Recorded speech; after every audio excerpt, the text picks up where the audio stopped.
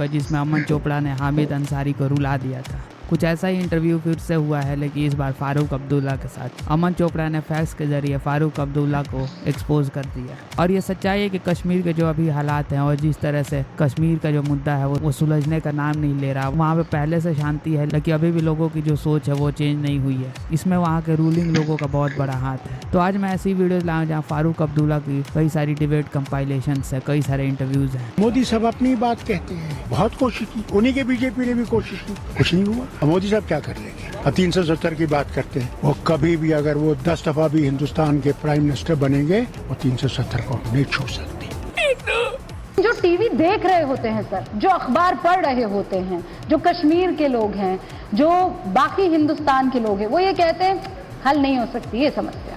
क्या नहीं हो सकता? ये समस्या हल नहीं हो सकती है। मुझे फारूक अब्दुल्ला बताएं, जिन्होंने कश्मीर को जिया है और इस परिवार को कश्मीर ने भी जिया है, सच बताइए, कश्मीर समस्या हल नहीं हो सकती? दुनिया के मसले हल होते हैं, ये भी मसला हल होगा। कब होगा? वो परवरदिगार जानता है। नमस्कार दोस्तों, मैं हूं सुनील और आप देख रहे हैं क्विक रिएक्शंस। क्विक रिएक्शंस में आज का वीडियो होगा उमर अब्दुल्ला, तगड़ा नेता, कश्मीर के तगड़े नेता जो कि आज तक तगड़ा ही है।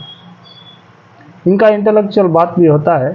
चलिए वीडियो देखते हैं और क्या है इनका सोचना कश्मीर और पाकिस्तान और इंडिया के बारे में। इनका सोचना और इंडियन गवर्नमेंट का सोचना थोड़ा डिफर करता है। चलिए वीडियो देखते हैं, क्या होता है देखते हैं। इंसान ये कह नहीं सकता, मगर होगा जरूर।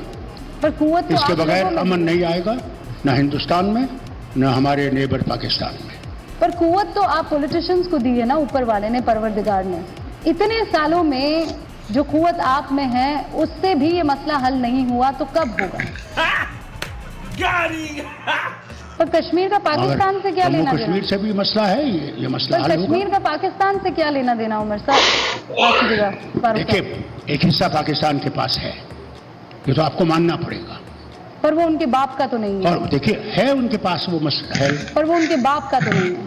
अब मैं ये नहीं कहूँगा किसका है या नहीं कहूँगा, मैं नहीं कहूँगा, मगर मैं ये भी कहूँगा आपसे कि बेहतर है आप ये समझ जाएं कि हम उसे ले नहीं सकते। सर वो हम उस गलतफहमी में मत रहें। हमारे मैप का हिस्सा हम है, उस फारूक गलतफहमी में अब्दुल्ला मत रहें, और जो इस गलतफहमी में रहते हैं कि हम उसको ले सकेंगे, मैं उनसे साफ कहना चाहता हूँ, न हम उनका हिस्सा ले सकते हैं, न वो हमारा हिस्सा ले सकते हैं। हमें सेटल करना पड़ेगा on the line of control.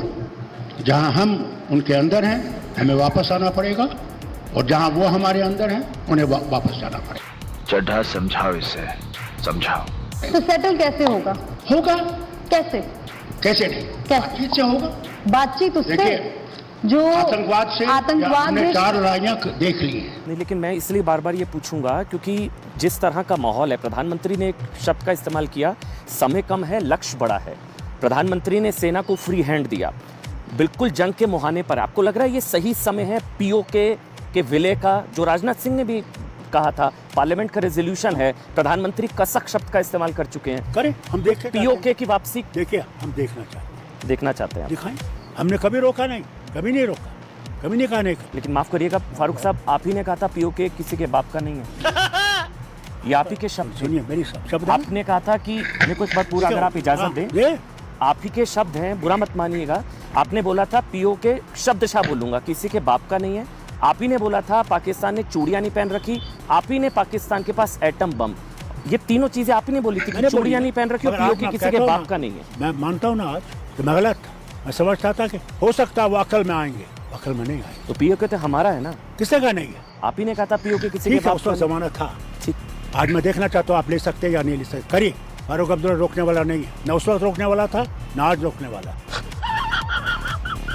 इसके अलावा फारूक साहब, आज एनआईए के सोर्सेज से पता लगा कि ओवरग्राउंड वर्कर्स 20 के करीब हैं, यानी कि लोकल हेल्प भी मिली है।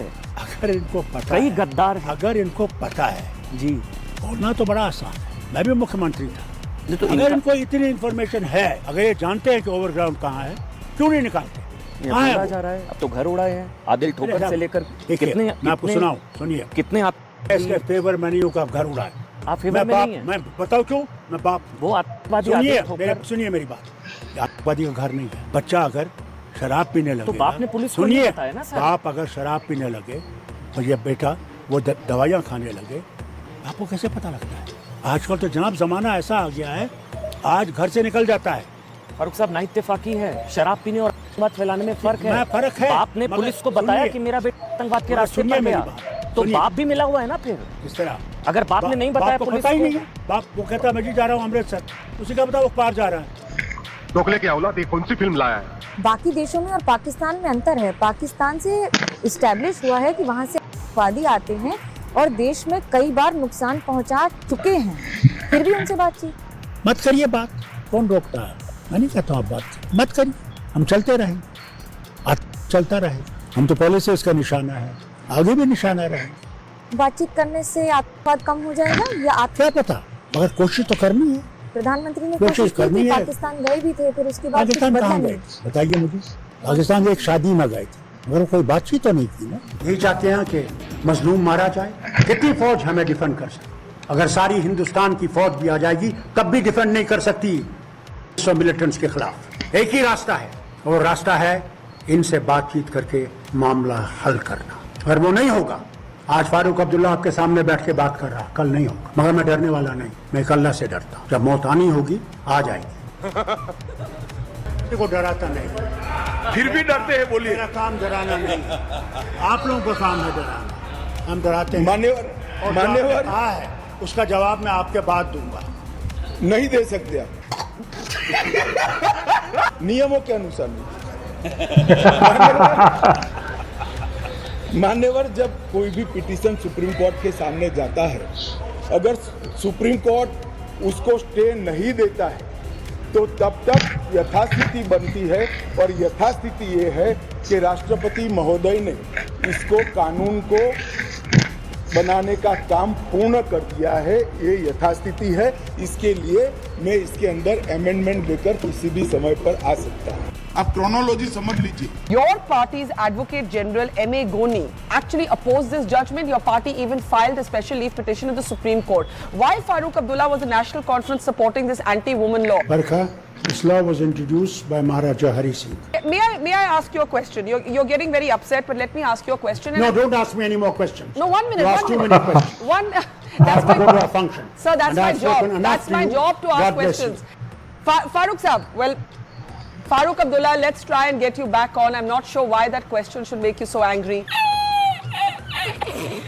मोरे राम आ गए राम के पास, आ गए फिर। मोरे राम। दोस्तों, कश्मीर की जो पॉलिटिक्स रही है आज़ादी के बाद से, वो भी एक बहुत बड़ा कारण है कि क्यों कश्मीर का मुद्दा कभी सुलझ नहीं